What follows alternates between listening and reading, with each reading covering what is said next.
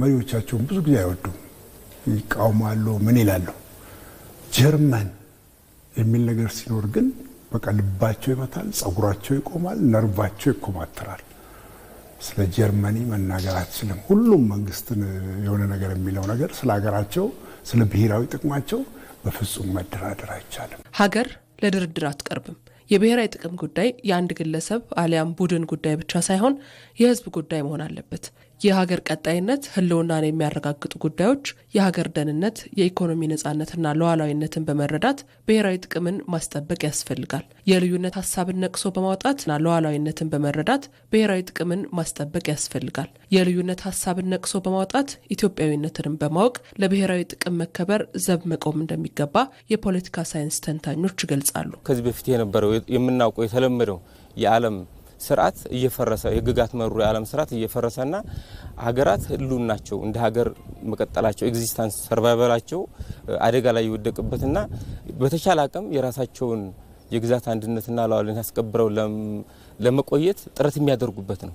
ስለዚህ በዚህ ወቅት እያንዳንዱ ዜጋ ይህን የዓለም ተጨባጭ ሁኔታ ነባራዊ ሁኔታ ግንዛቤ ውስጥ በማስገባት የሀገሩን ሉዓላዊነት፣ የሀገሩን ኢኮኖሚያዊ ነጻነት፣ የሀገሩን የፖለቲካ ነጻነት አስከብሮ ለመንቀሳቀስ ለመስራት መጣር አለበት።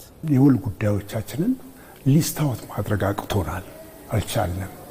ሊስት አውት ብናደርግ 95% አንድ ነን በሀገራችን ጉዳይ፣ 5% ራሱ ይበዛል።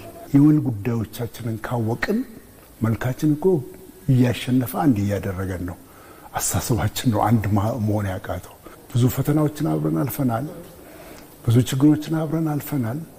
ኢትዮጵያ ጉዳይ ደግሞ የሚገርምሽ እዚህ እየተጋጨን በቴስታ እየተማታን የውጭው ሲመጣ ወዲያው አብረን ነው የምንሰለፈው። ብዙ የጋራ ጠላት አለን። ስለዚህ እቺን የወል ጉዳዮቻችንን ዘርዝረን እስቲ እኔ ምንድነው ልዩነት የሚለውን ዘርዝረን አንድነታችን ላይ የጋራ ትርክታችን ላይ የጋራ ታሪካችን ላይ ማተኮር ያስፈልጋል። ሀገራዊ መግባባት ለመፍጠር የጋራ ትርክትን መገንባት አስፈላጊ ነው። ዜጎች ከፋፋይ ትርክቶችን በመተው በህብረ ብሔራዊ አንድነት ላይ ያተኮረ የጋራ ትርክትን በመገንባት ሰላምን ማጽናትና ለጋራ ተጠቃሚነት መስራት ይገባቸዋል። ሀገራዊ አንድነት ለብሔራዊ ጥቅም መከበር አስተዋጽኦው ቀላል የሚባል አይደለም። አመልን በጉያ ይዞ ሀገራዊነትን መፍጠርም ይገባል። ሀገራዊ አንድነት ከሌለ ብሔራዊ ጥቅማችን እንደ ሀገር ማንቀጥልበት ሁኔታ ደህንነታችን የማይከበርበት የብልጽግና ወይም ደግሞ ኢኮኖሚያዊ ነጻነት የማይኖርበት ፖለቲካዊ ነጻነት እንዳይኖር ያደርጋል ማለት ነው። ስለዚህ አንድነታችንን ልዩነታችንን በመነጋገር በመወያየት በማጥበብ በአንድ ሀገር ልዩነት ተባብረን አሁን ያለንበትን የዓለም ሁኔታ ሀገራችን ለማሻገር ጥረት ማድረግ አለብን ማለት ነው። ስለዚህ የሀገር አንድነትን ለመፍጠር ከመቼውም ጊዜ በላይ መጣር አለብን። አሁን ትጥቅ አንስተው ወደ ጫካ የገቡና የሚታገሉ ሰዎች አሉ። ወደ ሰላም እየመጡ ነው። ይሄ ትልቅ ነገር ነው። በአሁኑ ሰዓት እኛ አመላችንን በጉያችን አድርገን የሀገራዊ አንድነታችንን ለማምጣት መጣር አለብን። ሀገራዊ አንድነት ከሌለ ብሔራዊ ጥቅም ማስከበር በጣም ከባድ ነው። ትልቁ ፈተናችን እሱ ነው።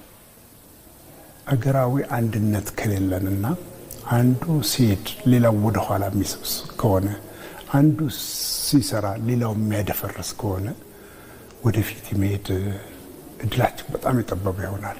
ብሔራዊ ጥቅማችንን የማስከበር እድላችን በጣም የጠበበ ይሆናል።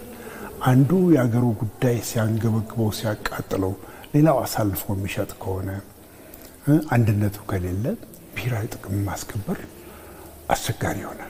በውስጥ ከሚሰሩ ስራዎች በተጨማሪ ኢትዮጵያ ቀጣናው ላይ ያላትን መሪነትና ተጽዕኖ ፈጣሪነት በማጉላት ከጎረቤቶቿ ጋርም ትስስርን በማጠናከር የሀገርን ብሔራዊ ጥቅም ማስከበርም ያስፈልጋል ብለዋል።